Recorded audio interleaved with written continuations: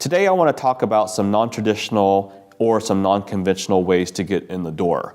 There's an old story I've heard, I can't tell you who, about a guy, or actually several people, who have sent shoe boxes and one shoe to a company to the executive decision maker with a note saying, we'd like to get our foot in the door.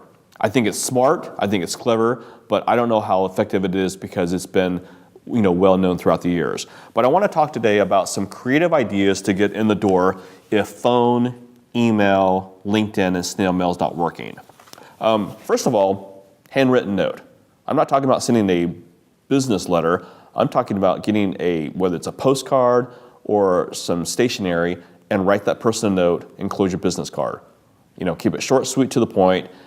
Hey Bob or Susie, Ray Rucker with Connect 5000. I'd like to chat with you about blank. Please give me a call. Maybe include in there a Starbucks gift card for $5 and have something along the lines of, hey, can you enjoy a cup of coffee on me? Could you call me when you have 5 minutes, please? Another thing that I've used quite a bit is Cutco knives, C-U-T-C-O. And Cutco is a nationwide company. They sell embroidered, customized knives. And I've sent it to prospects before where I'll have their name embroidered on the handle of the knife. And I'll have it gift wrapped, and I'll have a little note that says, can we carve out 5 minutes to chat? Another thing to do is, if you're having trouble getting the door, is get on Amazon and buy some stopwatches. Stopwatches are $5 to $10. I'm not suggesting that you send it out to everyone, but order some stopwatches, put it in a package, mail it to the prospect, and put a note along the lines of, hey, Mr. Prospect, can I have 5 minutes to chat?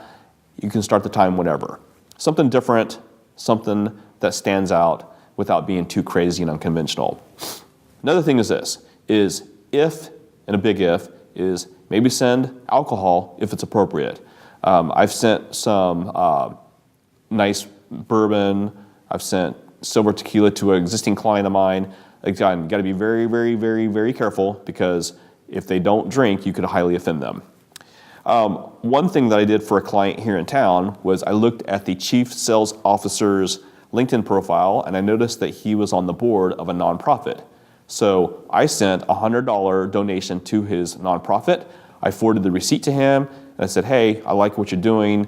I donated in honor of your name. Could we carve out some time to talk? And it worked, and the guy took a meeting. A couple things is you want to stand out and don't blend in because then you just start standing like everyone else, but don't be boring. One thing to do is if you're unsure of what kind of gift you should send in advance is go to LinkedIn and research their name, look at their LinkedIn profile, see if there's anything that you can use to leverage to get in the door, or simply just Google their name. There is a book out by Sam Richter. He's out of Minnesota, I believe, and he talks about Take the Cold Out of Cold Calling. It's a great book to read, and it's given me some great ideas over the course of the years.